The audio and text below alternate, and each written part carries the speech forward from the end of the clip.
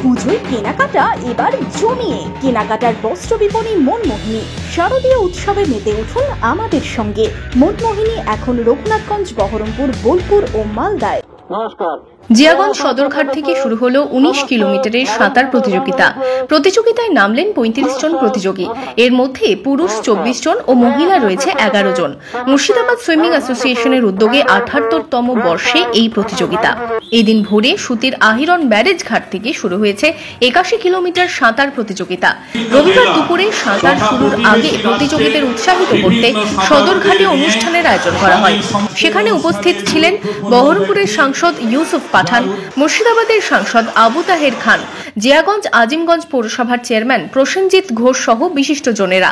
19 kilometre में participate करेंगे तो मैं आप सभी को बेस्ट विशेष देता हूं और आप सभी को और फ्यूचर में भी ये 48 नंबर है, इसको बढ़ाया जाना चाहिए और साल में 2 बार ये कंपटीशन होना चाहिए ताकि जितने भी बच्चे हैं उनको प्रोत्साहन मिले। सिर्फ एक बार नहीं, दो बार होना चाहिए। तो इससे क्या होगा कि बच्चे प्रोत्साहित होंगे और मोटिवेट भी होंगे और इनका एम होना चाहिए कि ओलंपिक में हम जाकर वहां से मेडल लेके आए। এই সাঁতার শেষ বহরমপুরের গোড়াবাজার ঘাটে।